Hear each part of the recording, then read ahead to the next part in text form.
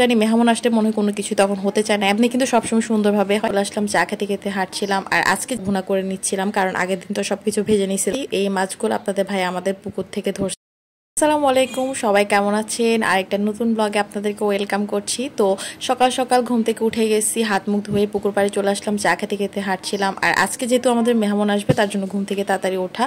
আর সকালের বাইরে ওয়েদারটা ভাই দেখার মতো ছিল, কি বলবো। তারপর ঘরে চলে আসলাম, এসে দেখি যে আমার আম্মু ফুডিং বানাচ্ছিল, কারণ আম্মুকে ফুডিং বানাতে বলছি। আর আমাদের ব্লেন্ডারটাই নষ্ট হয়ে গেছে। তখন আম্মু হাত দিয়ে এভাবে বানাচ্ছিল, কারণ আম্মু হাত দিয়ে এভাবে আগেও বানাতো, অনেক সুন্দরভাবে পারফেক্ট মানে ফুডিং হতো।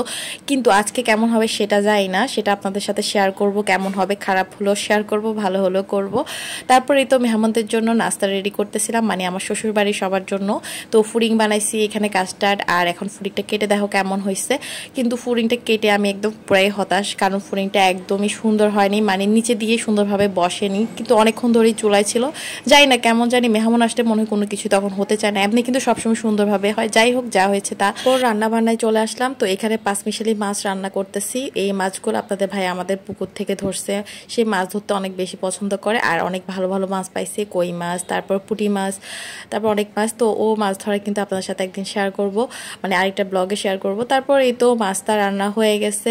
আর এখানে চিংড়িটা ভুনা করে নিচ্ছিলাম, কারণ আগের দিন তো সবকিছু ভেজে নিয়েছিলাম, এখন শুধু সবকিছু ভুনা করতেছি, কোনটা ভাজি করতেছি। আর এখানে কাবাব করতেছিলাম। আর এখানে একটা দেশি মুরগি রান্না করতেছি। আমার ননদের জামাই, সে আবার পাঁচমিশালি মাছ, দেশি মুরগি এগুলো পছন্দ করে। সে আবার রোস্ট ফল হতে এমন একটা পছন্দ করে না। তারপর এই তো আম্মু আর আমি একা হাতে সব কিছু করতেছিলাম। আমি কয়েকটা আইটেম রান্না করেছি, তারপর আম্মু এখানে রোস্টটাও করে নিচ্ছিল। তো মোটামুটি সব কিছু অল্প অল্প করে, মানে আস্তে আস্তে করে সব কিছু রান্নাবান্না মোটামুটি শেষ হয়ে গেছে। এরপর দেখাবো কি কি রান্না হয়েছে। তো আমার বোনকে বললাম যে তুই একটা ভিডিও করে দে। তো ওরা কেউই সুন্দরভাবে ভিডিও করতে পারে না। আমার মেয়েকে বললে সেও পারে না, উল্টাপাল্টা করে রাখে। তারপর যাই হোক, ও একটু করছে। তারপর আমি ওর থেকে ফোনটা পরে নিয়ে তারপর আমি আবার ভিডিও করতেছিলাম। তারপর এই তো এখানে আজকে যা রান্না হয়েছে, পোলাও, তারপর এখানে রোস্ট রান্না করা হয়েছে। তারপর এই তো মাসকলাই ডাল ছিল, গরু মাংস, দেশি মুরগি, চিংড়ি ভুনা ছিল, ডিম ছিল, তারপর পাঁচমিশালি মাছ ছিল, যেটা তখন গরম করতে দিছিলাম আবার। তারপর এই তো সবকিছু রান্নাবান্না মোটামুটি শেষ। আর আগের দিন রাতের বেলা টুকটাক কিছু কাজ করে রাখাতে পরের দিন আর একদমই কষ্ট হয়নি, খুব তাড়াতাড়ি রান্নাবান্না হয়ে গেছিল। আসলে যত মেহমানি আসুক না কেন, টুকটাক কিছু কাজ আগে করে রাখলে পরে আর একদমই ঝামেলা হয় না।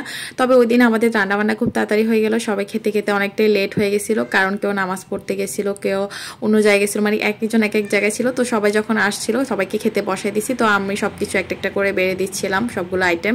আর ওই দিন হয়েছিল কি, এত বেশি ব্যস্ততা মানে ছিল, মানে আমি আসলে সব কিছু ভিডিও করারও সময় পাইনি, আর কেউ ভিডিও করে দেওয়ার মতোই কেউ ছিল না। আমি টুকটাক যা পেয়েছি কয়েকটা ছোট ছোট ভিডিও ক্লিপ করে নিছিলাম। তো আজকে ভিডিও এখানে শেষ করছি। আর সবাই যারা সবসময় আমার ভিডিও দেখেন, যেসব আপু ভাইয়ারা সুন্দর সুন্দর কমেন্ট করেন, আপনাদের কমেন্টগুলো পড়ে কিন্তু আমার কাছে ভীষণ ভালো লাগে। সবাই ভালো থাকবেন, সুস্থ থাকবেন, আল্লাহ হাফিজ।